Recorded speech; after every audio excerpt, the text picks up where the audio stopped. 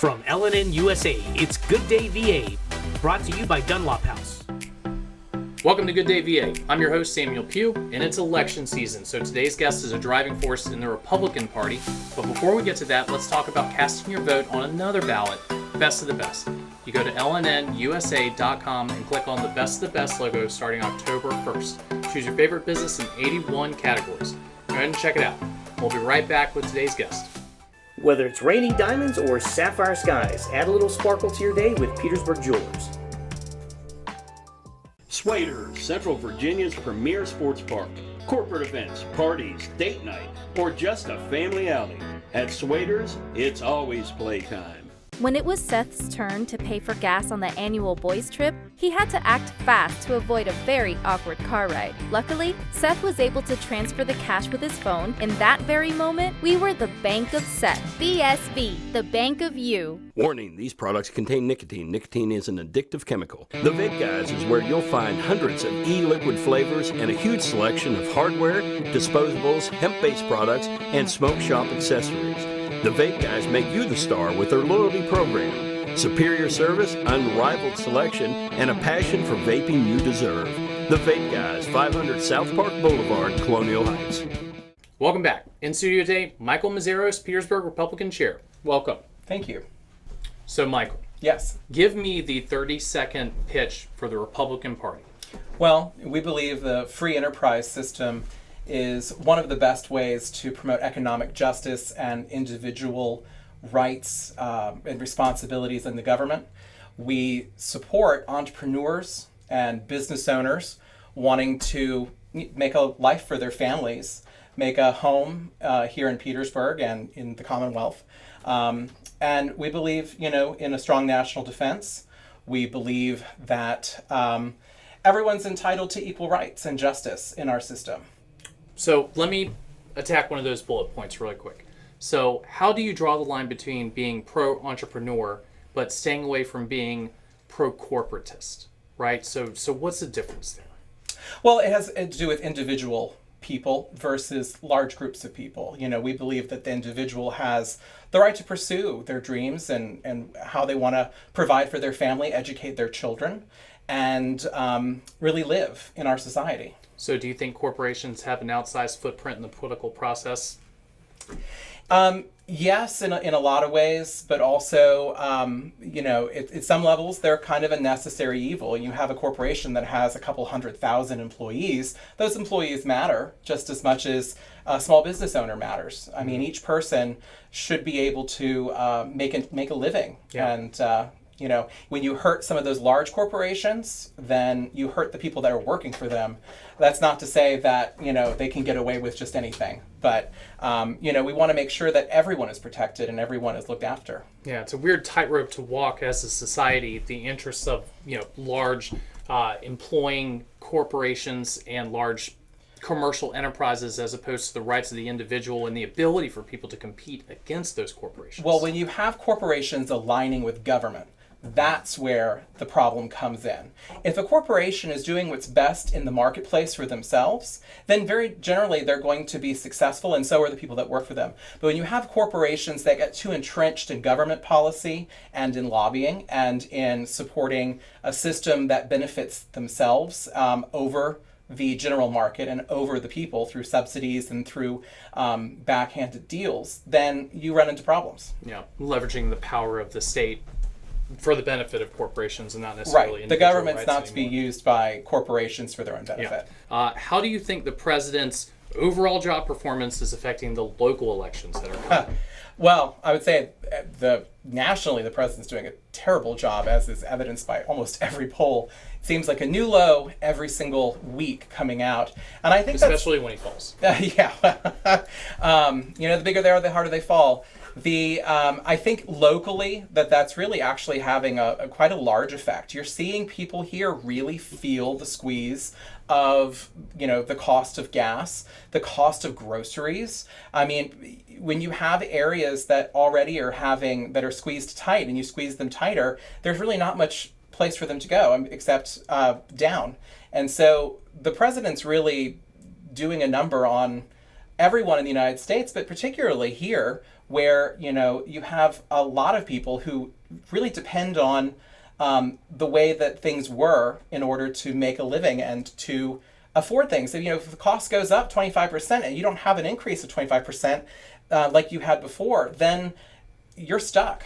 Yeah, I think that's a big frustration of people, especially 40 and younger, is that asset prices have gone up so much, but incomes stay flat. And everyone's looking at these kids to buy houses at age 24, but it costs 15 times what their yearly income is. And people want to know how they're supposed to make that work long term. So what do you think is a misguided philosophy on a national level that's driven down into the local scene? Let's put inflation aside for a minute. What's something else that you think there's an opening for the Republican Party? Something on a national level that's... Yeah. So a national philosophical mistake that is really boiled down to the local level that may affect these elections. Obviously, the fact that bacon costs $10 a pound is one of them. But... Just spending, government spending. When you have the government spending more and more and more on social issues and pet projects and some of these crazy budget line items, and you see it affects locally because you saw the Democrats in Richmond really try to stop everything in the state budget. I mean, it took forever to get that state budget through, and it's still not, in the benefit of the people in a lot of ways without a lot of these pet projects in it. And so all of that drives up cost, and it drives up cost on the everyday person. Yes, it does. Dominion electricity. 2020 was the year of election fraud claims from the Republicans. So what is the plan to secure the voting process locally? Are there going to be poll watchers? What happens if those poll watchers see something? Well, okay, so let me start off with saying that Petersburg, I have all confidence in. We did not see anything wrong in the past elections, at least not since I've been involved since 2019. Petersburg is run like a tight ship. We have not seen any real issues at the polls. We do the logic and accuracy testing with the machines. They all check out just fine. We have not had any anomalies. And so I'm very confident in Petersburg. I think that the claims of election fraud coming out in Virginia, and I should say Virginia is a very, very voting secure state. Where the issues come in is when Democrats remove some of those safeguards, and you can show up at the polling place on election day and be told that you already voted. And that happened several times. Not in Petersburg, but in other localities around. It's a documented thing. It's not, it's not widespread, but it did happen. And, the best way to secure that is to do what the governor is saying and secure your vote by voting early. And so, which opened up on Friday. So the earlier you vote, the more secure your vote is because it's there at the registrar. We have a phenomenal registrar here in Petersburg. So I trust that the votes are very secure there. Good.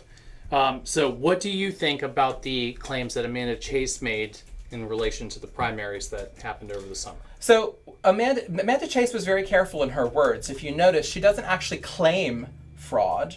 She hints at it. This is something that Democrats are very good at doing. It's not actually making a statement, but making you think that they're making that statement. So she said that something appeared wrong or could be fraudulent and wants a redo or wants a recount. Well, that's not actually claiming that something is wrong or fraudulent. It's just hinting at that they're upset with the outcome and that they want to just see it again. And, it's really not necessary. It's kind of a ridiculous claim to say that because something appeared maybe funny or there could be a conflict that there actually was. I mean, shoulda, woulda, coulda. You can claim all day long that something could have happened, but that's not justification for overthrowing something or recount or anything like that because there's no evidence that it actually did happen. Do you think that having a digital voting system with a bunch of satellite voting machines and locations opens the door up for someone to have, the plausible argument that is the case? Oh, absolutely. More so than paper ballots? Absolutely. When you have a physical trail and a chain of custody physical trail, it's secure. When you open it up to a lot of systems, particularly satellite systems connected to networks and internet, and by the way, the systems in Virginia are not connected to the internet. Those voting machines are not online when when voting happens. So, any claim that someone could hack the machines in Virginia, it's just not there. But if you were to go that way, yes, you could potentially have some major problems. And it's not necessarily that the problems would be there, it's even the illusion of problems being there. The idea that they could be there, the lack of confidence that people have is dangerous. And when you can't be confident in your own democracy, then what's there to vote for, really? And I think that is a pretty tough position to be in as a country where one political party does not have any faith in the system, and if another political party says that if you don't have faith, it means that you're a caveman, right, and that there's not legitimate concerns you're not trying to fix it. In 2016, you saw every major Democrat complaining about voting machine fraud. You saw every major Democrat, including Hillary Clinton, claiming Dominion machines were awful, all these anomalies, all these problems. Let's raise concerns. You had congressional hearings about it. And then 2020, crickets. Oh no, now if you question any of it, oh, you're a crazy lunatic. And I mean, the average person can see this. It's kind of obvious. When it doesn't go in one person's way, they will always claim that there's a problem. But the solution to any of it isn't to make that problem worse by opening it up to potential more issues. Well, and sunshine is the best disinfectant. So I remember Bush Gore, year 2000, I think, and the fact that nobody was doubting the patriotism of the other person for questioning the processes that took place there, and they worked the process, and it went to the Supreme Court, and they made a decision, and everybody went home. Right. So I bemoan the fact that we can't have an argument about the legitimacy of this stuff out in the open nationally without, it getting really personal very quickly. Well, you're quickly, discovering that you can't have an open argument about really almost anything in the public square anymore without being labeled one way or another. And that's a very dangerous place to be as a society, when we can't actually have discussions, actual academic discussions, logical discussions about issues that really matter. Well, let's say that you win the argument. So what does an ideal Republican America look like, and what are the top 3 things that Republicans should be focusing on if they sweep the entire race this fall? In Virginia? Well, let's do Virginia first, and we'll and then 2024 in the national. Then we'll fix Alaska. In Virginia, by taking back the Senate, we'll be able to implement a lot of Governor Youngkin's proposals and plans. The budget can be cut. All that money that's sitting in surplus that he wanted to give back to the average Virginian would be able to be given back to people. I mean, that helps people out a lot, especially when you have a federal government that's driving up cost. Getting every little cent back from Virginia that they had a surplus of could really make a big difference in someone's year. In 2024, if we were to somehow sweep through the federal government, I guess it really depends on who the person is in charge. But, Republicans just need to be very good about the messaging. They need to be good about showing the American people how much they support them and care for them, care for their livelihood, care for their families, care for their education. All of those big items that have to do with your quality of life and the quality and health of your community and the society as a whole. Do you think they get bogged down playing a defensive game against those fringe arguments that definitely only appeal to a small percentage of people? Definitely. They get bogged down in defensiveness when really, the fact that we can be outspent 10-1 and still win in a lot of areas where it's very hotly contested, but you can still, LaCherice outspent Kim Taylor 10-1 in 2021, and Kim Taylor still won. And, when you have good ideas, when you have a winning message that helps people, that shows them that the answer is not more government, but the answer is your community and your family and you as an individual to be able to know what's best for you and for your family and for your neighborhood and your community. That's the winning message that I think Republicans need to be really focused on. Well, what's an example of that for Petersburg specifically? where government might not be an effective of an arbiter of what is correct than people's own choices. I think the running of the city is a perfect example that everyone in Petersburg feels and knows. The lack of development, or I should say, the development is there. The development wants to be there. The amount of red tape and the obstacles put in place by people on city council, by the administrative state in Petersburg is prohibitive. It stifles entrepreneurship. It stifles growth of communities. It stifles the ability for goods and services to come in that isn't run by the city.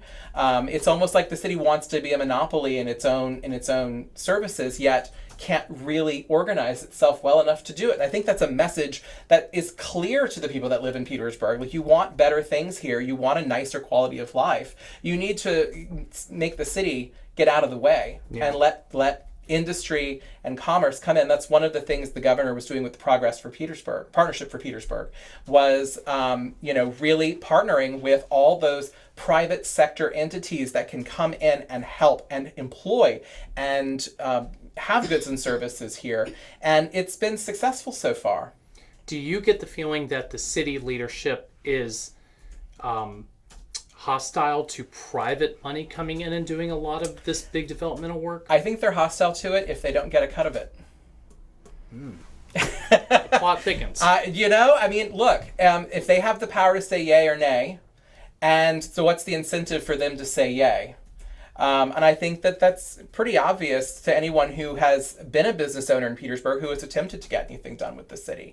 And when the city council doesn't represent the people that elected them, or they get elected by a very small amount, each city council member gets elected by a very small amount of Petersburg, proportionately to the population of the city.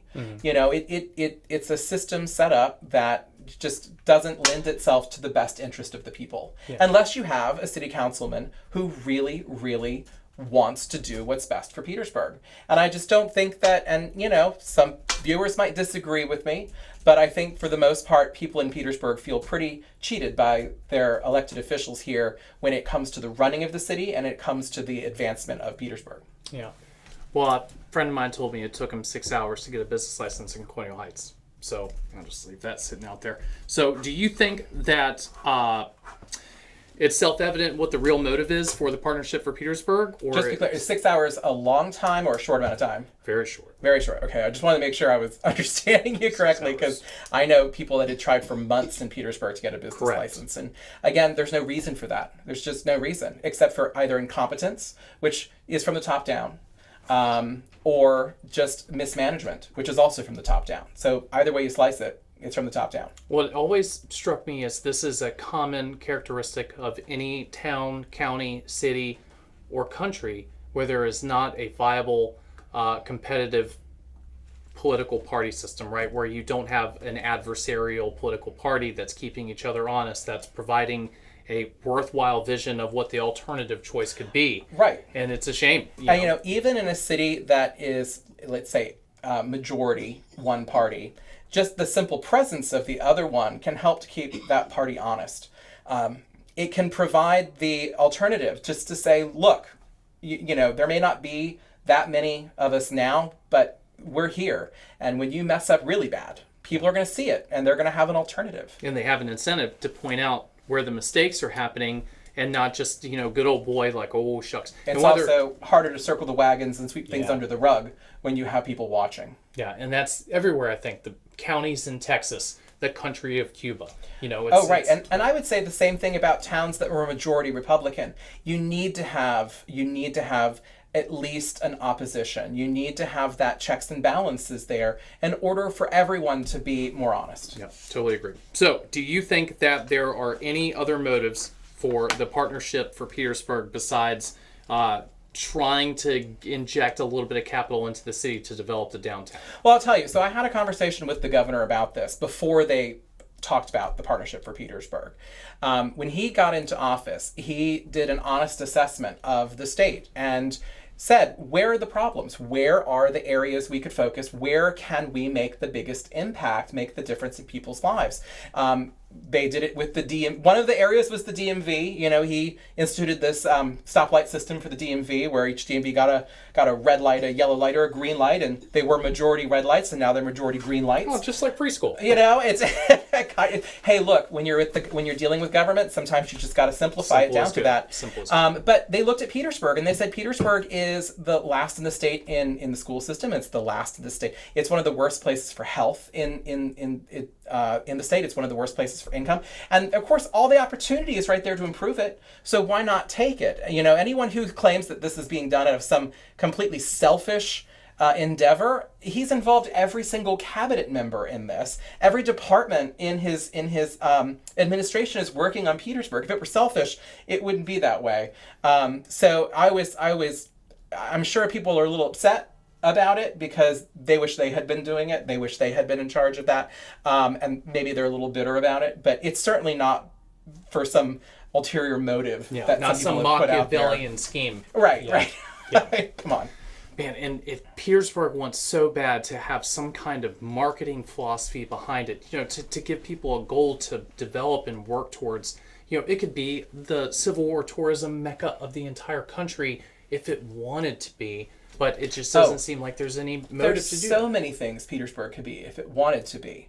Going all the way back to the 1920s when Rockefeller wanted to create a colonial attraction.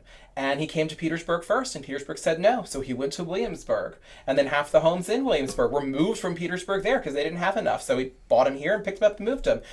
When Busch Gardens and Anheuser-Busch were looking for a place to go, they came to Petersburg. Petersburg said no. So they went to Williamsburg. I mean, Petersburg has said no to more things they've said yes to. And, it's like they just are averse to development and progress when it comes to that. What's saying some people would rather be king of the ashes? Oh, and I definitely can see that in our city in a lot of aspects. Well, do you think that Governor Youngkin is angling for a national office right now? I don't see it. I know people would love to. I know people on both sides would love to think that he is. I don't see it. I've talked to him about other issues in Petersburg and in Virginia, and I just don't. I feel I get the sense from him that he really wants to work on this state first. Now that's not saying that 4 more years down the line he doesn't have some other aspirations, but he seems so solely focused on this His state. attention to detail looks pretty. His schedule is all completely consumed by working for the Commonwealth. Right now he's trying to campaign for the House and Senate seats so that he can implement more of his plans for the Commonwealth. But I don't see him going for a national seat at this point. So, skipping back a little bit to where we were talking about before about having a strategy to market Petersburg and a developmental goal, how do we change that? So what are some things that citizens and business owners can do to impress upon the people in charge that there needs to be a coherent plan here to tighten up the marketing of the city? Yeah, and a lot of that can be done not by the city, but by groups and other entities like Chamber of Commerce groups. There's lots of business groups that get together to meet to discuss their little area of Petersburg. And I think that's a great way to really drive change and development and come up with a plan. When COVID hit and all those business owners on Sycamore got together and petitioned to block off that street and built all those picnic tables and put them out, that was a fabulous example of how the business owners came together to improve the city and provide something for the citizens. And I think had the city been put in charge of that, it never would have happened. In fact, it just would have failed. A lot of the ways that Richmond did. But one of the reasons we saw so many new restaurants opening here was because Richmond was averse to it for a while. And, I think that that's one of those things that, really, if you have businesses moving here and they see it as a great opportunity, they tell their friends. You're seeing a lot of people from Richmond starting to notice Petersburg, not because of its property values, although that plays some role in it, but they're seeing an opportunity here. They're seeing a population of residents who are yearning for new opportunities, new businesses, new food, new cuisine, new stores, new experiences. And so I think Petersburg is going to develop despite, its leadership. standing in its way. Well, and to wit, when you talk about Old Town Square, Sycamore Square, it's not that the city didn't initiate that. They actually went in and physically removed it in the literal sense of the term. Oh yeah, after it was done, a lot of people I know were hoping that it would be made permanent. What's the middle of every European tourist city, right? They have a public square, public cafes, outdoor entertainment, and it was taken right away. And I would say, though, that in those European cities, some of those spaces were always kind of pedestrian. They were put in before cars. And while certainly Petersburg was built before cars, Sycamore is such a major thoroughfare that to direct traffic around that central bit, I could see how if the studies were there that showed it would be detrimental to the city, that it should have been removed. But I don't even think they got that far. I don't even think they got far enough to really assess whether it would be good or not before just removing it and getting it out of the way. Well, and I was told in a meeting of business owners who were debating the issue that not everyone has a smartphone to maneuver around a road closure, and that was by a person who worked for the city. So I don't know if there's exactly a disconnect there, or I don't know. I'm pretty sure someone was born in 1904. I'm pretty sure everyone knows how blocks work. Yeah. So, which was the rejoinder. Right. So let's talk a little bit about the school system. So what do you think about the VEA attempting to institute collective bargaining in the school system? Well, I mean, obviously, we're completely against that. I mean, they would be instituting essentially a monopoly that takes the power out of the hand of the school board, the elected officials. I spoke at the school board meeting about a month ago, and I told them, I said, who has the power here? You are the elected school board of of your constituents, of the people of Petersburg. And if you enter into this collective bargaining agreement with the VEA, which, by the way, doesn't ever improve the lives of the students in any way, shape, or form, anywhere that they've been able to unionize.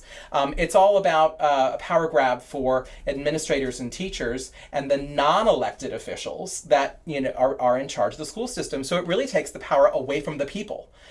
Because the school board is answerable to the people, but if they sign away this power to the VEA, then the voters who vote for school board have no ability to affect change, to have their voices heard. I mean, they might be listened to, but they can't be heeded.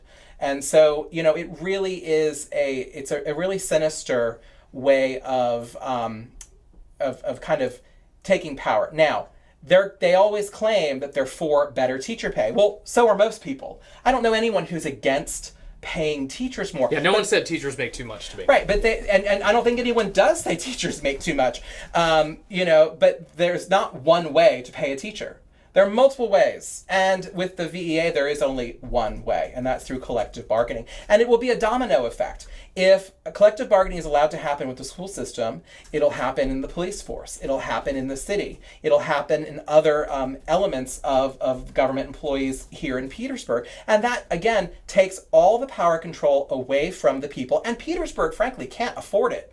They can't afford to be bargained with at these super high levels. They don't have the money. I think everyone who's lived in Petersburg for more than 10 years knows Petersburg doesn't have the funds. Can you imagine Petersburg Council negotiating with 4 different public sector unions every 5 years? It's almost like negotiating with terrorists, because if they don't get what they want, shut it down. They can shut it down. Striking is illegal in Virginia for the teachers. That doesn't stop the union, though. In Fairfax County in 2020, when there was a debate about going back to school at the end of the year, the teachers union knew that they couldn't strike. So they told all of their members to take a personal mental health day, which they did. So effectively shutting down the school. So, there are ways that they have these creative ways of asserting power and control, even when they claim, oh, don't worry about that because we can't do that in Virginia. Oh, they have ways of doing it. And so we want to really make sure that stays out of our school system in Petersburg, so that parents and citizens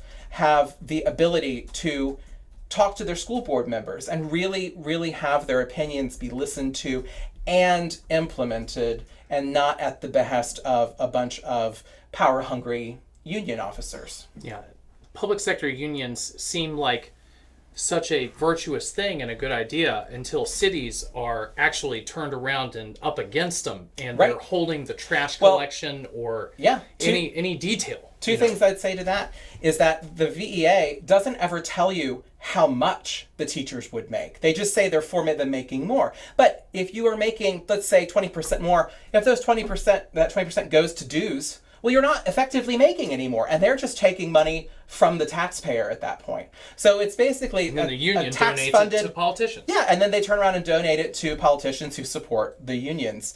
And so it's just a money laundering scheme that doesn't benefit the teachers. It doesn't benefit the students. It doesn't benefit the voters or the school board members by removing their ability to make decisions. The other thing I would say is, perfect example of union problem is Derek Chauvin, who killed George Floyd. He could have been fired multiple times before and should have been, and everyone was saying he should have been, but the union prevented that, and there we were in 2020. So you can see the problems that unions can cause when they're allowed to have just total control over these areas. Yeah, I think philosophically we've come a long way from sending 5-year-olds into coal mines and sending toddlers into vats of meat in Chicago, right, to now where, it's a developed service-based technological society where we also have technological oversight over work conditions and like you can right. get online and show everyone how your boss sucks instantaneously. So do you think that unions in general have outlived their usefulness? I mean, I guess it depends on the union individually. I wouldn't make a blanket statement against unions. When it comes to the gig economy, like when it comes to actors, let's say, and I don't mean Hollywood actors, I mean like local actors, the true starving artist types. A lot of them I have seen benefit from actors unions because it helps them get work. It helps them negotiate those contracts they're not lawyers. They don't really know how to do a lot of it. And when they're on their own as a struggling actor, I can see the benefit for something like that. But when you're talking about a government agency like the public education system or the police force, or something the with no competition, or the mass transit system, any of those there really isn't any real competition there, and those people are answerable to the voters, and that's where the power lies, is in the voters. And so if teachers aren't being paid enough, you have recourse by going to the voters and saying, hey, these school board members are against paying the teachers more. I don't know who wouldn't be against that. Who wouldn't say, oh my gosh, Mr. and Mrs. So-and-so, you voted against increasing my son's teacher's salary. I don't want you my school board member anymore. But the unions are deceptive in how they talk about these practices. But it's really just a money grab and a power grab. And, I know that some people don't see it that way, but it's pretty obvious to me that that's just how it would go. And I want to see that stay out of Petersburg school systems. They have problems enough that are fixable that a union being in the way would really wreak havoc on. Is the VEA arguing for a performance-based payment system? So are they actually looking at the individual merits and achievement levels of the individual teachers, or is it blanket? They're not transparent about it. They claim to be transparent about it. That's not great. But good luck finding any of that information out. Yeah. It's vague and it's emotional. And the people that stand up to speak for them talk about how the union benefited them. Not the children, not the parents, not the voters, them. Everyone that stood up at the school board meeting to talk about in pro-union said how much it helped them out. And I was like, well, it's me. Yeah. Coming out of a lot of these people, and I don't want to see that in the school system. Well, and it seems like if the first priority was the integrity of the education system in Petersburg, they should be arguing about class sizes and actual concrete ways to improve the performance of children, and not necessarily the socioeconomic status of the members of the union. That seems like it should take care of itself in the background when you succeed at these things. Right. And, there are definite ways to improve the school system in Petersburg that just don't include collective bargaining. Give me two. Well, there are a lot of, in the school board meeting, we're listening to all of these grants that the school was getting to help with lunches, to help with all of these after school activities. A lot of people are coming to the school board talking about all of these programs they want to implement, and I think that's wonderful. That's community support. That is the community answering a problem that the school system has. Then you have the Department of Education at the state level that can help out, and that's part of what that Partnership for Petersburg is. Yeah. That's all help for the school system, and I think that there's some great opportunities there with that. Yeah.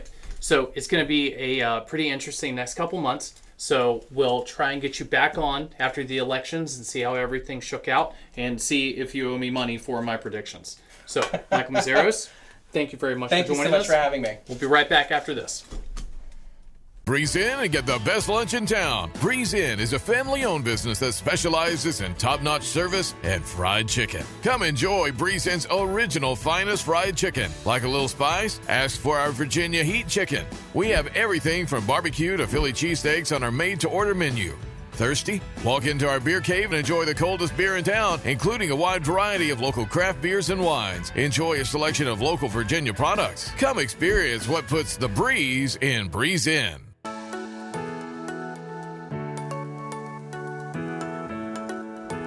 Yes, you can still get haircuts, colors, highlights, waxing services, everything that's going to make you look great right here at the Apothic Company.